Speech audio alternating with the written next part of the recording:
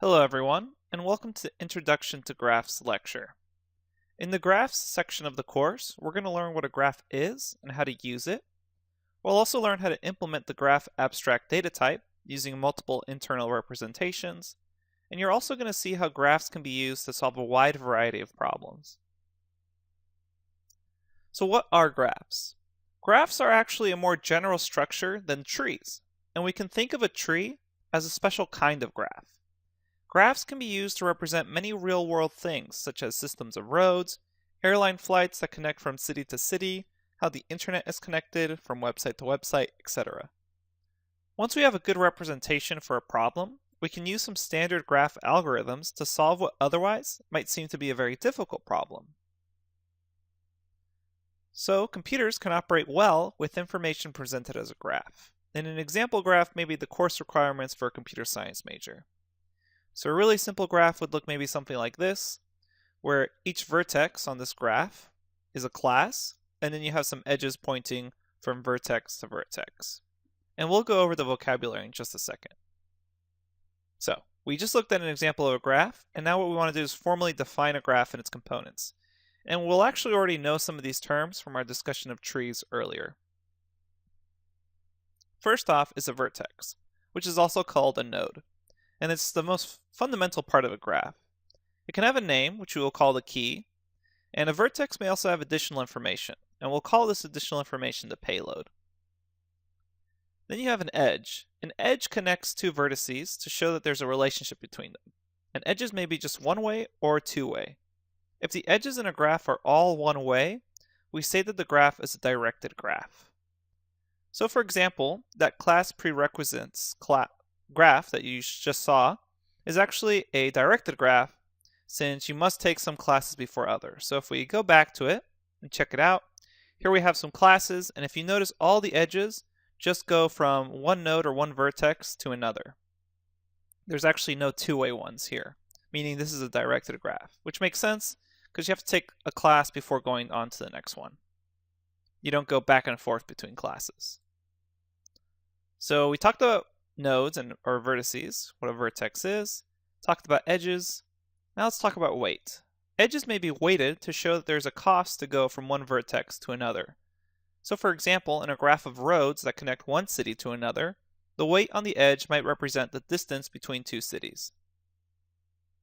Okay, now let's discuss a formal definition of a graph and how we can actually write it out. We could represent a graph by, for example, G, where G is equal to VE. And for the graph G, V is a set of vertices and E is a set of edges. And we'll see this written out in just a second. Each edge is a tuple, lowercase vw, where that lowercase vw pair is an element of that larger set of vertices. And then you can actually add a third component to the edge tuple to represent a weight. And then a subgraph S is a set of edges, lowercase e and vertices lowercase v, such that lowercase e is a sub part of the set of edges, and lowercase v is a subset of uppercase v, set of vertices. So basically what this is just saying in notation form is that lowercase e and lowercase v are subsets of the larger set of vertices and large set of edges, which makes sense because it's a subgraph. So let's go ahead and actually look at a more formal graph and then see how we can write this out. So here we have an image of a graph. We have the vertices v0, v1, v2, v3, v4, v5.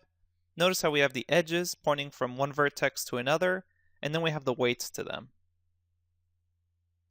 So if we actually look and draw this out or write this out formally, we'll see here we have a set which stands for all the vertices in the graph, which goes from v0, v1, v2, etc., all the way to v5.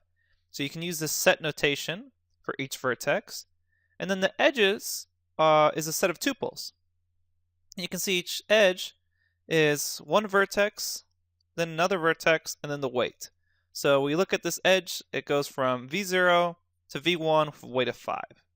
And you can see how this set notation actually starts to make sense and how a computer would be able to process this. Now let's talk about a path. Path is actually just a simple concept. In a graph, it's just a sequence of vertices that are connected by edges. And this is how you would formally define a path, but let's go ahead and see it in comparison to that picture we just saw. Here, the path from v3 to v1 is a sequence of vertices v3, v4, v0, and v1. And then it has a set of edges right here, these three tuples.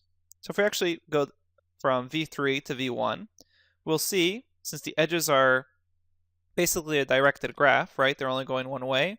We have to go from v3 to v4 to v0 to v1.